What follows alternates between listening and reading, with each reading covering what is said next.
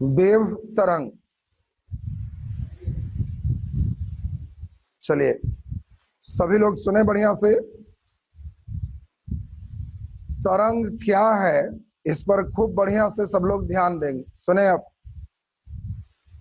तरंग क्या है इसके प्रकार को समझेंगे और इससे प्रश्न जो रहेगा उन सभी पर ध्यान देंगे। इसमें तरंग का मतलब यह एक प्रकार का डिस्टरबेंस है जिसको शुभ हिंदी में विक्षोभ कहते हैं। विक्षोभ को इंग्लिश में डिस्टरबेंस कहते हैं। कैसा डिस्टरबेंस है? जिसमें मीडियम के जो पार्टिकल होते हैं ये एक जगह से दूसरे जगह एनर्जी को ट्रांसफर करते हैं। खुद ट्रांसफर नहीं होते, ऊर्जा को ट्रांसफर करते हैं। जैसे आप मान लो रोटी सब्जी खाए तो आपके अंदर एनर्जी आ गई और उस एनर्जी को आप पत्थर में दिए और पानी में मारे धड़ाम से, तो पत्थर का एनर्जी पानी के सतह पर जो बढ़ रहा है, आप कहोगे इसी को नाम क्या है? तरंग है।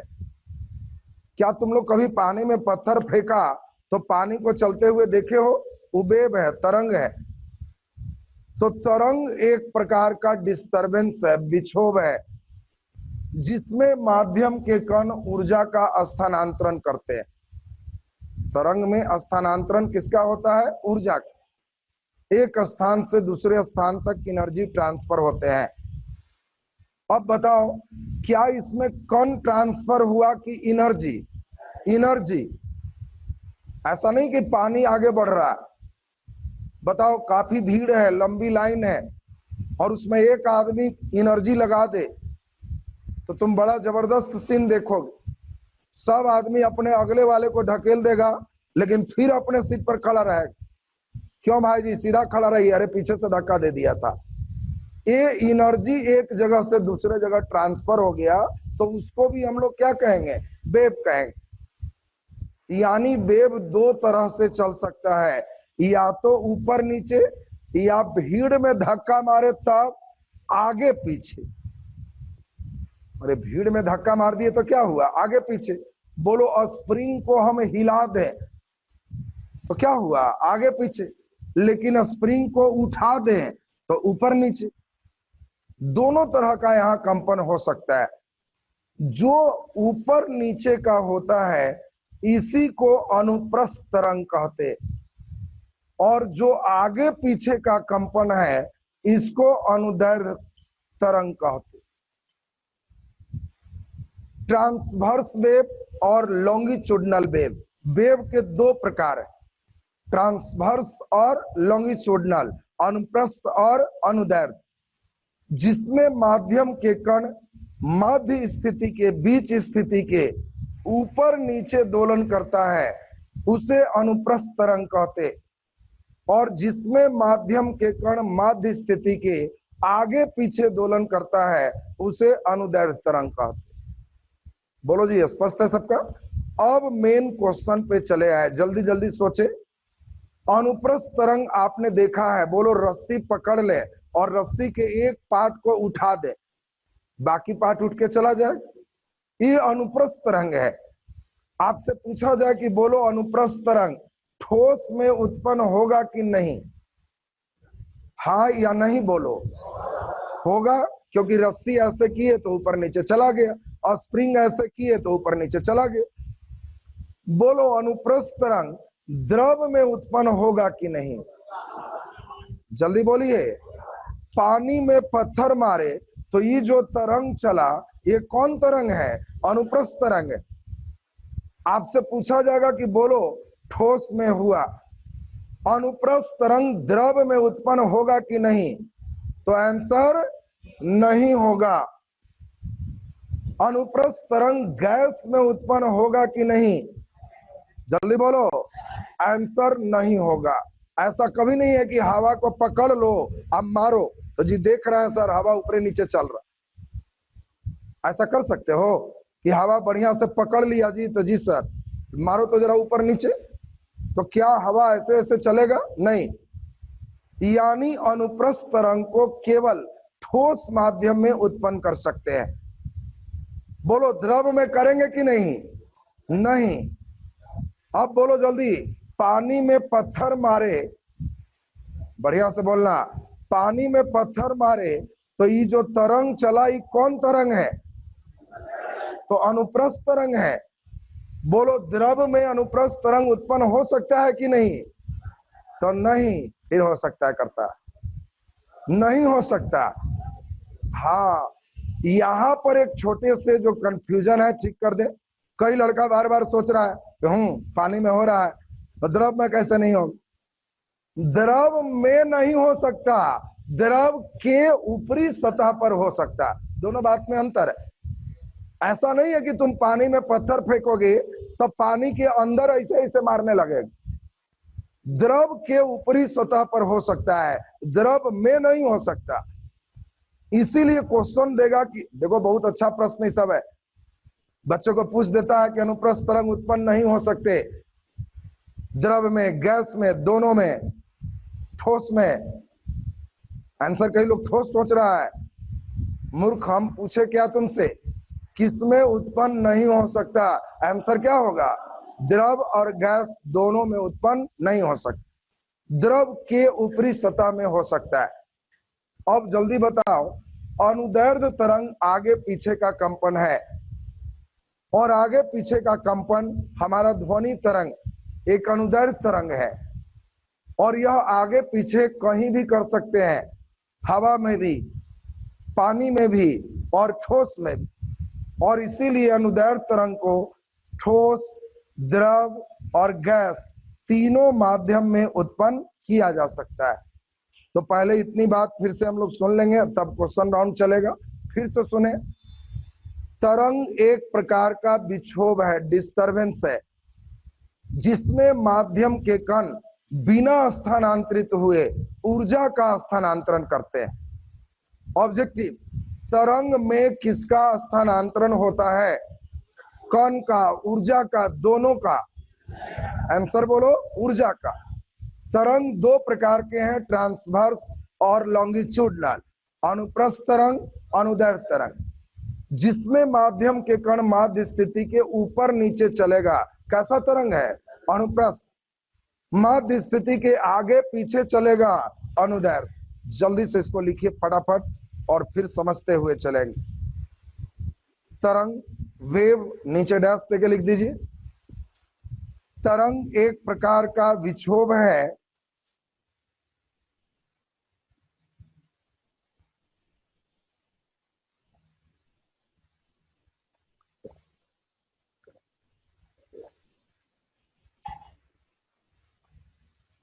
तरंग एक प्रकार का विक्षोभ है जिसमें माध्यम के कण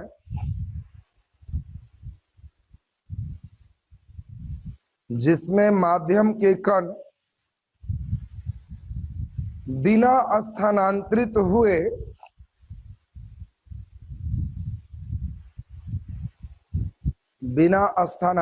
हुए ऊर्जा का स्थानांतरण करते हैं।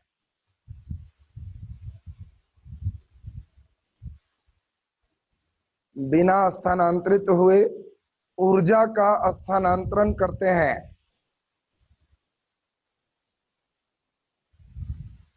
ऊर्जा का स्थानांतरण करते हैं। क्वेश्चन लिखो, कैसे परीक्षा में देगा। क्वेश्चन लिखिए, तरंग एक राशि,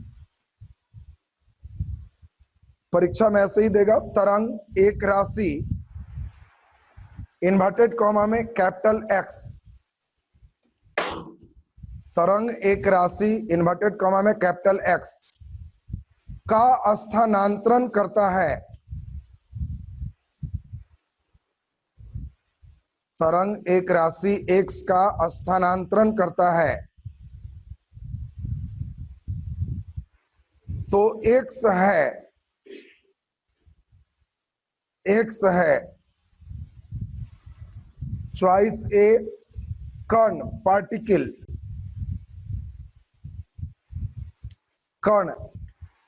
चॉइस बी एनर्जी, ऊर्जा। चॉइस सी बल, और चॉइस दी शक्ति, चॉइस दी शक्ति। देखो कैसे क्वेश्चन पूछा, बढ़िया से सोच के बनाइए। तरंग एक राशि x का स्थानांतरण करता है, तो राशि x क्या है, ये क्वेश्चन है। जल्दी बोलो, तरंग किसका स्थानांतरण करता है? ऊर्जा का। तो राशि x क्या होगा? ऊर्जा। आंसर ऊर्जा।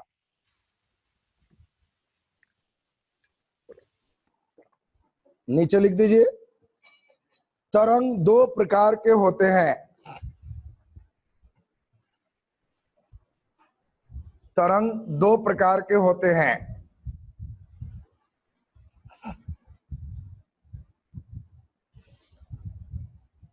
तरंग दो प्रकार के होते हैं।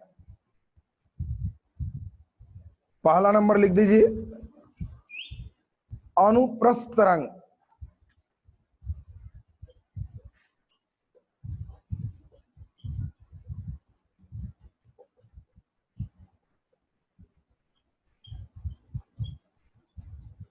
Transverse wave.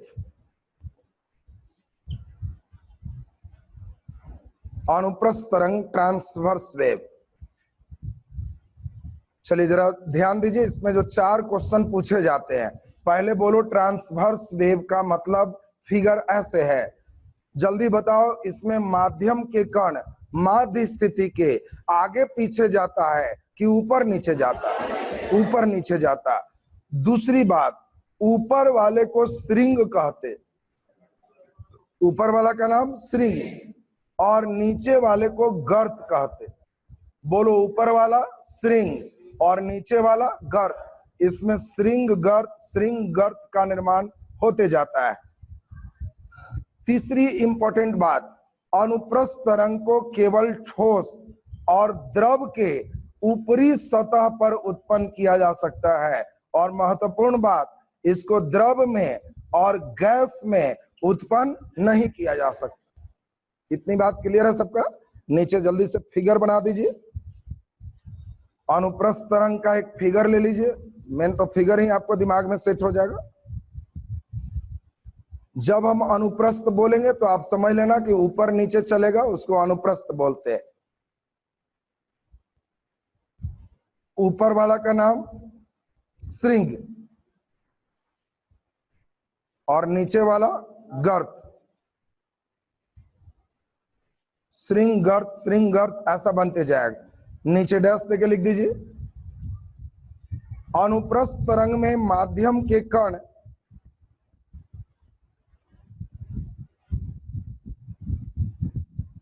अनुप्रस्थ तरंग में माध्यम के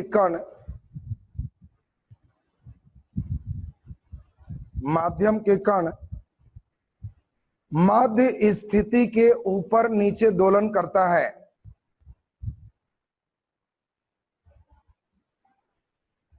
माध्यम के कण माध्य स्थिति के ऊपर नीचे दोलन करता है। माध्य स्थिति के ऊपर नीचे दोलन करता है। ऊपर नीचे दोलन करता है। नीचे डैश देखिए, अनुप्रस्थ तरंग में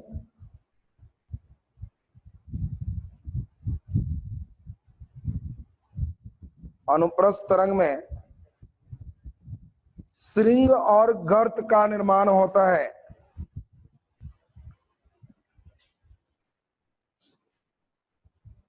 अनुप्रस्थ तरंग में श्रृंग और गर्त का निर्माण होता है।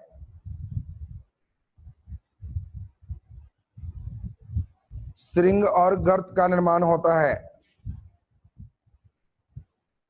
नीचे डैश देखिए, अनुप्रस्थ तरंग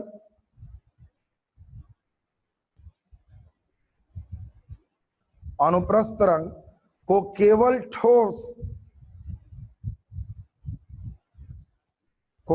ठोस और द्रव के ऊपरी सतह पर उत्पन्न किया जा सकता है। केवल ठोस और द्रव के ऊपरी सतह पर उत्पन्न किया जा सकता है।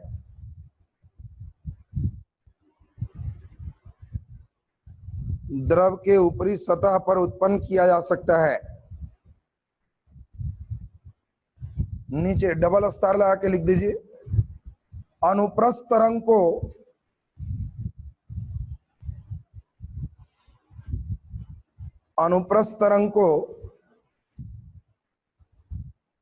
अनुप्रस्थ तरंग को द्रव में और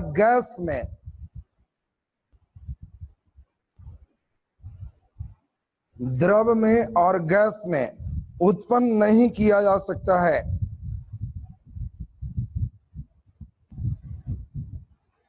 द्रव में और गैस में उत्पन्न नहीं किया जा सकता है।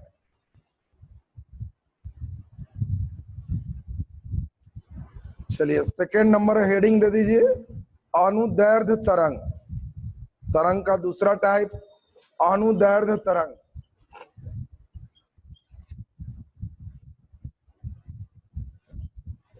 अनुदैर्ध्य तरंग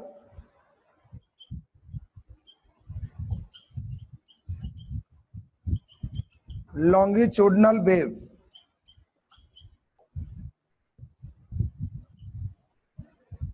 अनुदैर्ध्य तरंग लॉन्गिट्यूडनल वेव। चलिए कलम रख के एक बार फिर से पुनः ध्यान दे दीजिए। दो तीन बात जो मेन लिखाएंगे हम। पहले ही बताओ, ये माध्य स्थिति के ऊपर नीचे चलता है कि आगे पीछे? आगे पीछे, यानी पहली पंक्ति तो सभी बच्चे को क्लियर हो गया कि यह माध्य स्थिति के आगे पीछे कंपन करता है। दूसरे महत्वपूर्ण बात, आगे वाले को संपीड़न कहते हैं। आगे वाला का नाम क्या है? संपीड़न। और पीछे वाले को विरलन कहते हैं।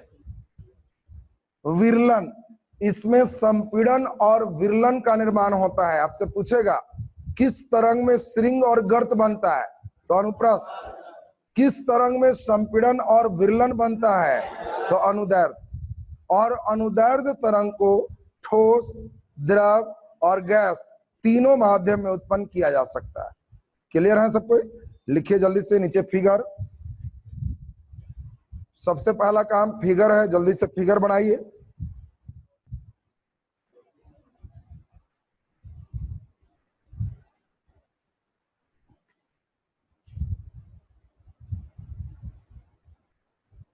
आगे वाला संपीड़न, पीछे वाला विरलन।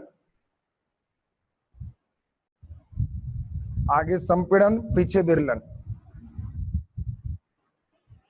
चलिए नीचे डैश देके लिख दीजिए।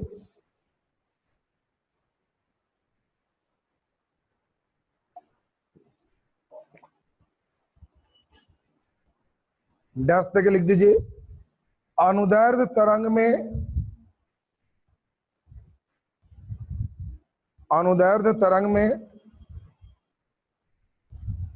माध्यम के कण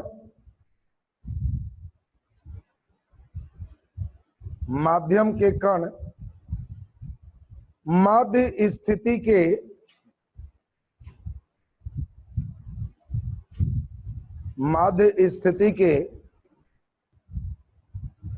आगे पीछे दोलन करता है।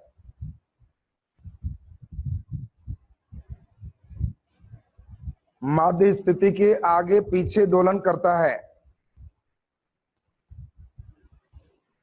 माध्य स्थिति के आगे पीछे दोलन करता है। नीचे डैश देके लिख दीजिए। अनुदैर्ध्य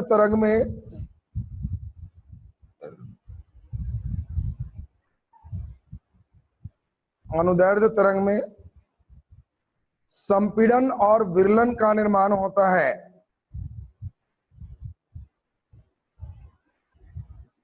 संपीड़न और विरलन का निर्माण होता है।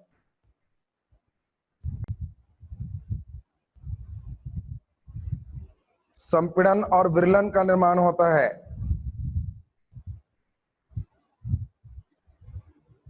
और नीचे डैश देखिए। अनुदैर्ध्य तरंग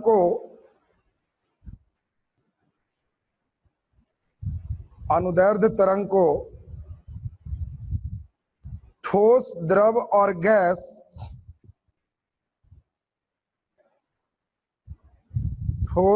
और गैस तीनों माध्यम में उत्पन्न किया जा सकता है।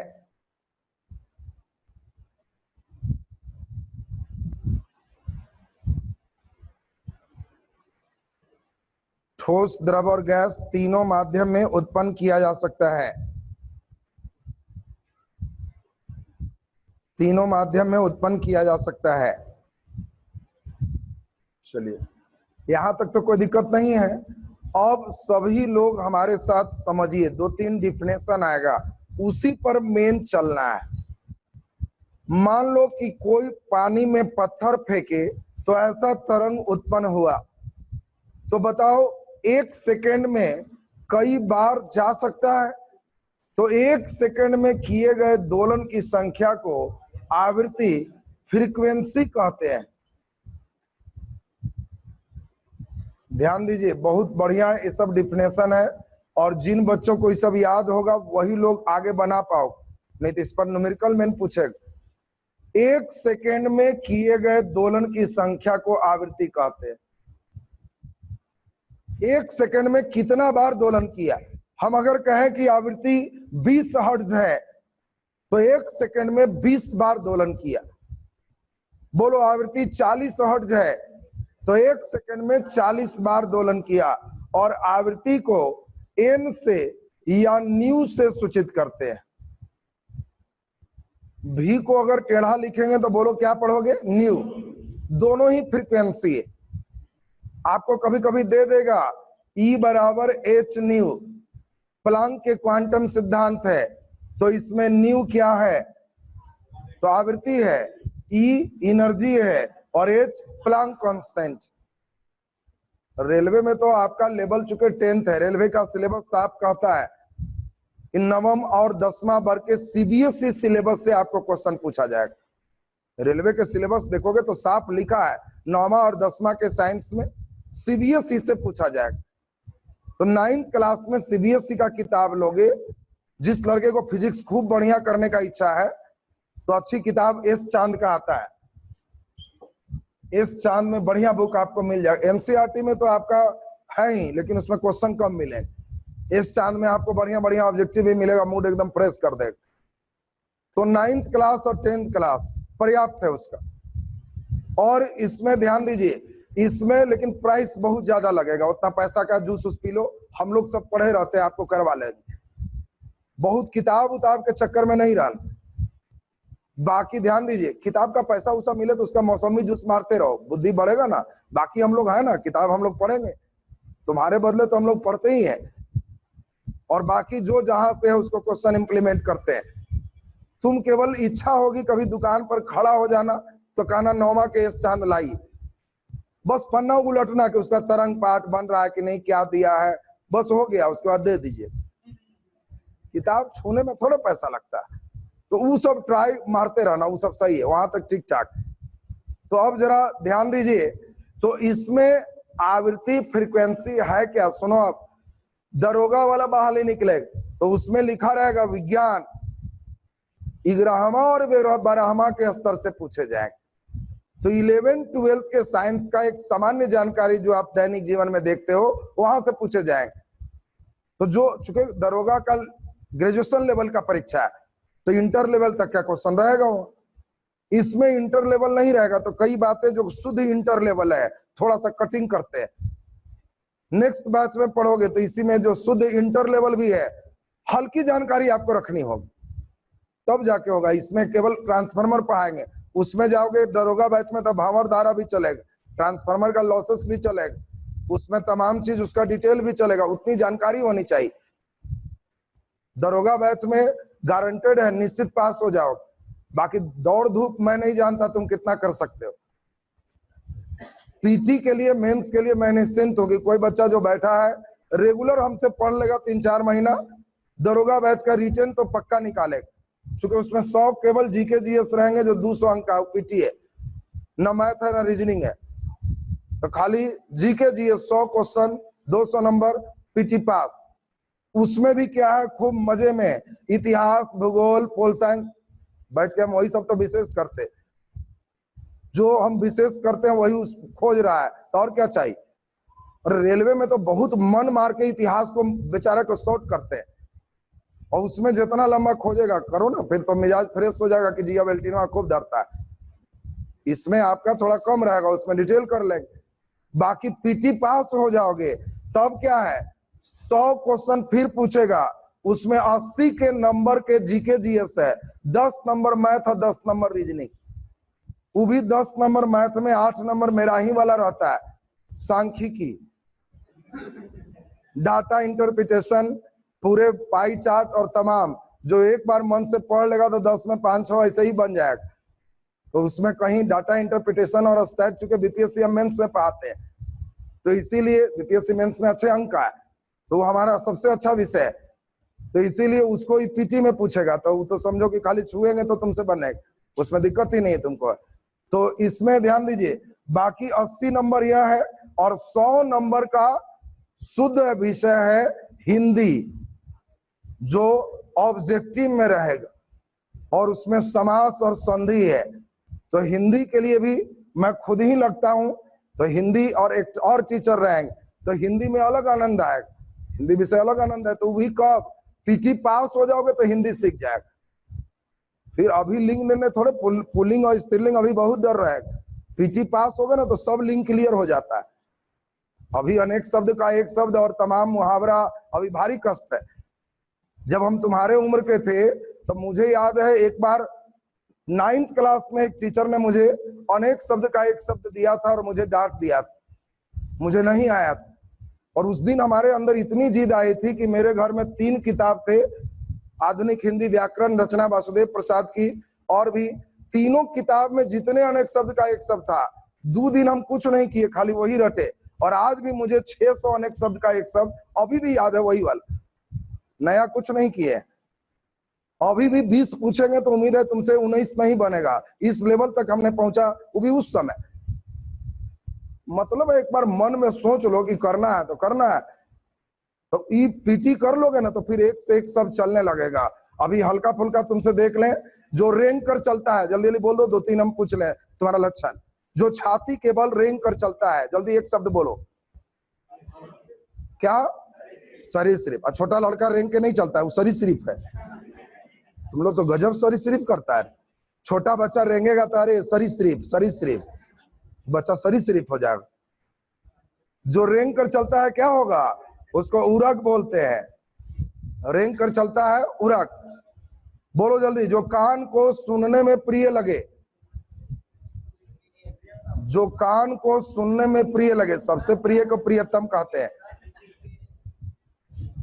तो उसको कर्ण प्रिय नहीं कहेंगे। कर्ण प्रिय माने जो कान को प्रिय लगे, कान को सुनने में प्रिय लगे तो उसको श्रुति मधुर कहते हैं, श्रुति मधुर। अभी मुझे मालूम है 20 बोलेंगे तो 19 में जाम करोगे। ये अनेक शब्द का है, वो भी कब, जब तुम्हारे उम्र के थे तो उतना तो हम याद रखे थे। बीपीएससी का मैं मेंस देने गया था तो हिंदी के दिन अपना फिजिक्स पढ़ते गया था, क्योंकि मुझे मालूम था हिंदी में 30 नंबर सॉरी 35 लाने थे, और नंबर जुटते नहीं है। बीपीएससी मेंस में क्वालिफाई होता है, जुटना नहीं रहता है।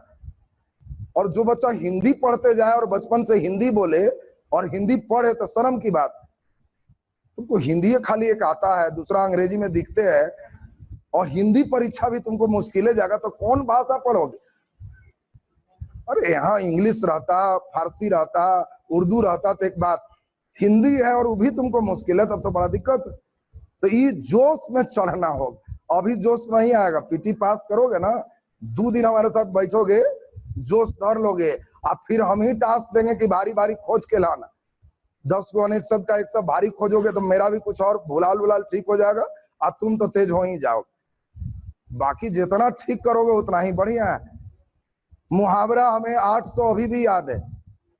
सोचो हिंदी नहीं पढ़ाना रहता है, फिर भी जो बचपन में किए गए कार्य थे, आज भी मैं मुस्कुराते रहता हूं कि वाह, जिसको चाहेंगे पटकेंगे हिंदी में भी।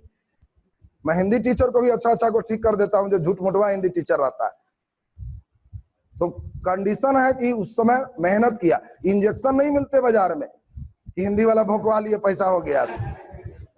मेहनत करना होता है, जिद बनना होता है, जिद्दी बनेगा, टेबल पर बैठना होगा कि आज इसको एकदम ठीक कर देंगे तो ठीक हो जाएगा। कई बच्चे खुद ही परेशान रहते हैं कि कौन विषय के टीचर। मैं हिंदी के साथ ही रहूंगा तो तुमको थोड़े पता चलेगा कि हिंदी के टीचर हम नहीं। कारण है उस विषय में भी मैंने उतना मेहनत की है। तो चूंकि दरोगा वाला सिलेबस देख के हम और मिजाज खुश हो जाता है कि भी 100 हिंदी, तो हिंदी तो इन लोग का मातृभाषा है, उसी में जिंदगी बिताया, खेला कूदा, तो ये तो ऐसे ही ठीक हो जाएगा। केवल जोश जुनून चाहिए, जोश जुनून केवल चाहिए तुमको, बस हो गया। अब बाकी 80 फिर मेंस में जीएस है जो पीटी वाला लेवल ही रहता है, तो ये तुमको फिर सहयोग कर ले। तो इसीलिए जिसका फिजिकली फिट है, दौड़ धूप नहीं भी होता है तो हमको मतलब नहीं हो, मेंस पास होगा तो ताकत आता है, ऐसी दौड़वा देगा वो। अभी थोड़े दौड़ेगा, अभी हमको कोई कहेगा आंधी मैदान के 1 चक्कर मारिए, नहीं हो। लेकिन जो मेरा लक्ष्य है वो हो जाए, कहेगा 1 चक्कर मारिए तो 2 चक्कर मार देंगे कि बाप क्या है, तो जीवन से जुड़ गया। वहां पे अलग ऊर्जा आता है ना, उस समय तुम्हारे पास एनर्जी अलग लेवल रहेगा, वो पूरा करा देगा। तो वो अलग सिस्टम है जो कि तुमको करना है। तो अभी तो टारगेट रेलवे है, इसको पहले जल्दी हम लोग भी चाह रहे हैं कि 1-1.5 महीना में परीक्षा उरीक्षा ले ले, तुम भी दे दो और फुल चार्ज होके फिर सेकंड लेयर पर चढ़ो। तो चलिए जल्दी से आवृत्ति जल्दी से बोल दो फिर से। 1 सेकेंड में किए गए दोलन को क्या कहते? आवृत्ति। 1 सेकेंड में किए गए दोलन को आवृत्ति कहते। अब जल्दी बोलो क्वेश्चन। कोई तरंग 5 सेकेंड में 40 दोलन करता है, तो आवृत्ति क्या है? जल्दी बोलो। 5 सेकेंड में 40 दोलन, तो 1 सेकेंड में 40/5 8 दोलन। आवृत्ति का ऐसा ही मात्रक हर्ट्ज है, तो 8 हर्ट्ज हो जाए। बोलो जल्दी। अगला क्वेश्चन। 2 दोलन पूरा करने में 4 सेकेंड लगता है, आवृत्ति क्या है? 2 हो जाएगा। बारे नालायक।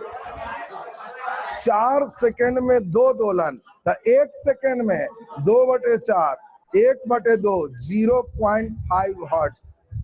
ऐसे देगा वो, जानता है ऐसे देंगे तो मार देगा, ऐसे देंगे तो उल्टा जाएगा। पहले तुम सोझा करके देख लेना 1 सेकेंड में दोलन किधर से निकलेगा, वही निकालना। बोलो क्लियर हो गया सबको? जल्दी लिख दो आवृत्ति फ्रीक्वेंसी लिख के डैश।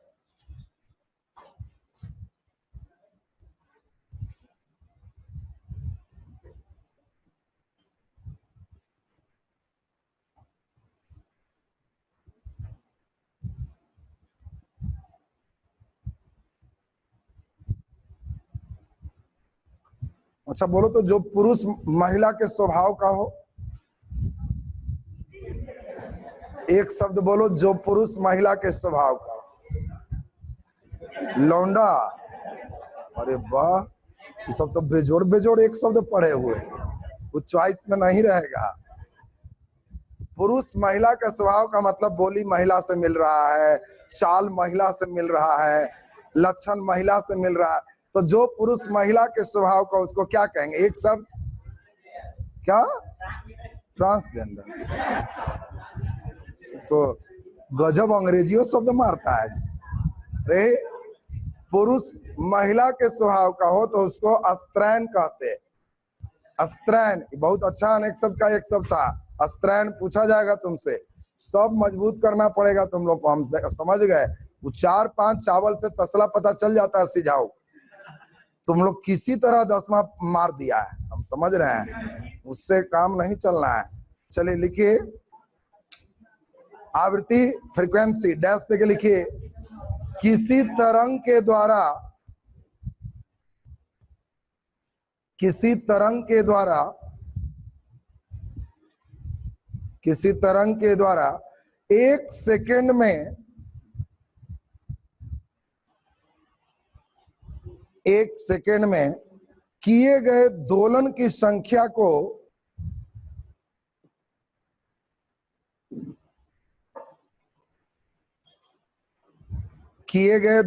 संख्या को आवृत्ति कहते हैं।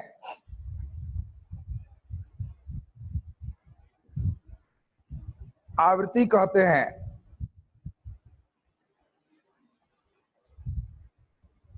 आवृत्ति कहते हैं। नीचे आवृत्ति को एन या न्यू से सूचित करते हैं।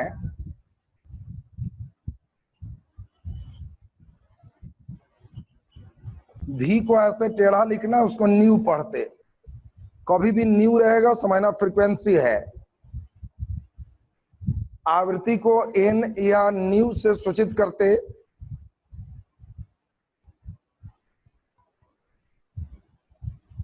नीचे डैश देखे, आवृत्ति का एसआई मात्रक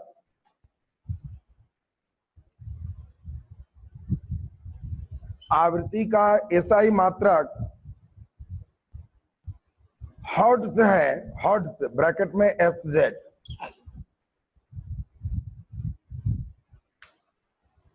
आवृत्ति का एसआई मात्रक हर्ट्ज ब्रैकेट में एच जेड है, एच जेड है। फटाफट सभी बच्चे, एक सेकेंड में किए गए दोलन की संख्या को क्या कहते हैं? जल्दी बोलो। अगर कोई तरंग एक सेकेंड में 12 दोलन करता है, इसकी आवृत्ति क्या होगी? जल्दी बोल दीजिए। 12 हर्ट्ज। क्लियर है सबका? जल्दी लिख दीजिए। 2 ऑब्जेक्टिव बनाए, एकदम तेजी में 3 ऑब्जेक्टिव कर लें, एकदम सही हो जाओ। लिखिए पहला नंबर, लिखिए कोई तरंग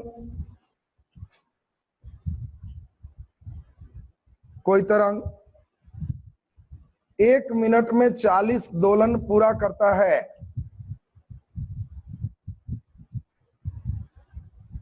1 मिनट में 40 दोलन पूरा करता है, तो इसकी आवृत्ति होगी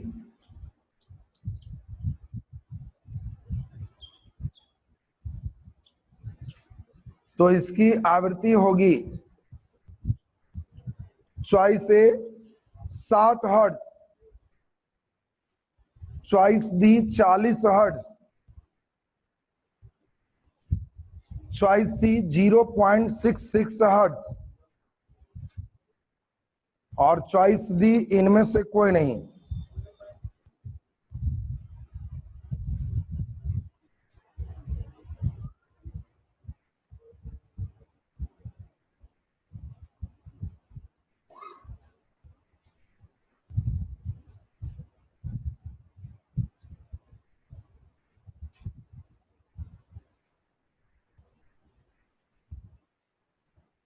जल्दी बोल दो। 40 हर्ट्ज लाया है? नहीं लाया? हाँ, परीक्षा में बच्चे इतने फास्ट होते हैं कि मिनट को सेकंड समझ के बना लेते हैं। लड़कन ना है, वो जैसी देखेगा 1 मिनट में 40 दोलन है तो एक ना है 40 हर्ट्ज, मारो भी होगा। 1 सेकंड में किए गए दोलन को आवृत्ति कहते, तो 1 मिनट में कितने सेकंड?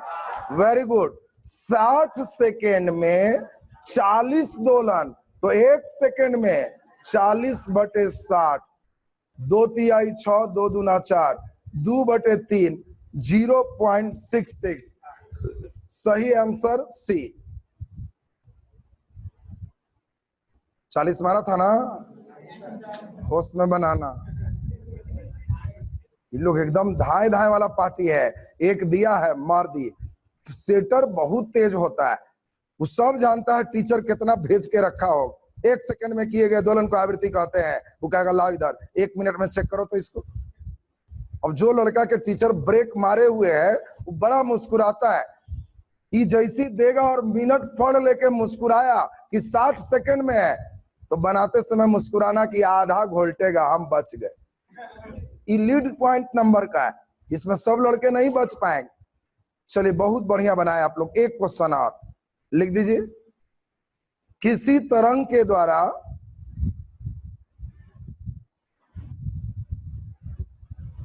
किसी तरंग के द्वारा 5 दोलन पूरा करने में 5 दोलन पूरा करने में 10 सेकंड का समय लगता है। 10 सेकंड का समय लगता है।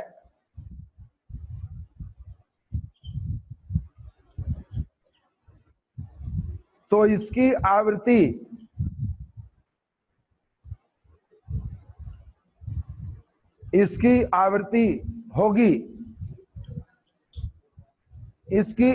होगी choice A 2 hertz, 2 hertz, choice B 0.5 hertz, 0.5 hertz, choice C 0.2 hertz और डी इनमें से कोई नहीं। इसमें भी तेजी से बनाएगा तो घुलट जाएगा, एकदम होश में बनाना, जल्दी आंसर बोल दो। 0.5, वेरी गुड। 10 सेकेंड में 5 दोलन, तो बोलो 1 सेकेंड में 5/10, 0.5। वेरी गुड, बहुत बढ़िया। देखिए बहुत अच्छी स्थिति आपका, और यही चीज चाह रहे थे, एकदम ठीक ठाक लक्षण आपका आ गया। अब आवृत्ति आप समझ गए, एक टर्म और आज समझोगे, टाइम पीरियड, आवर्तकाल। नीचे लिख दीजिए आवर्तकाल।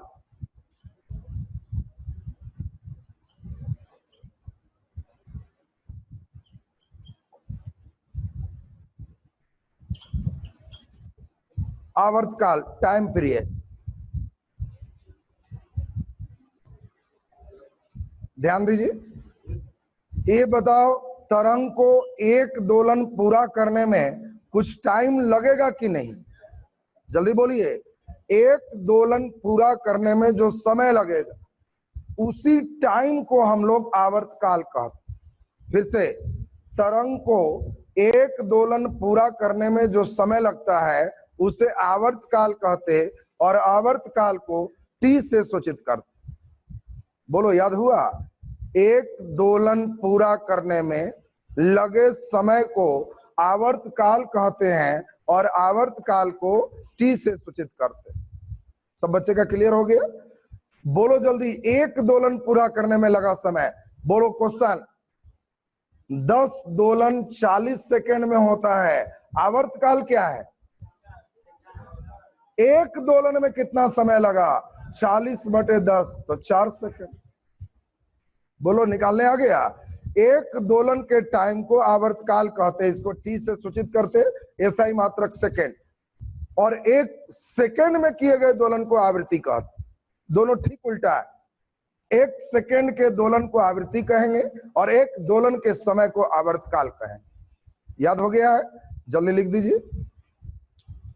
एक दोलन पूरा करने में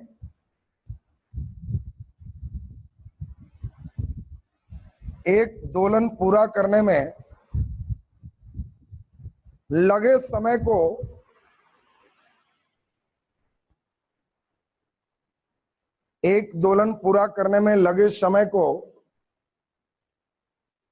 आवर्तकाल कहते हैं।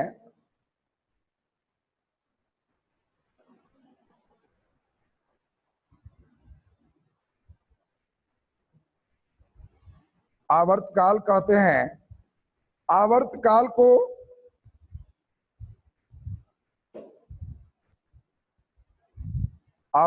को टी से सूचित करते, बड़ा टी।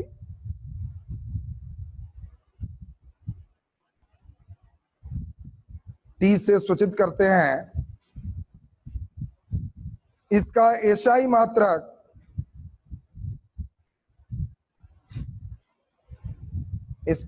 मात्रक सेकेंड है। इसका एसआई मात्रक सेकेंड है।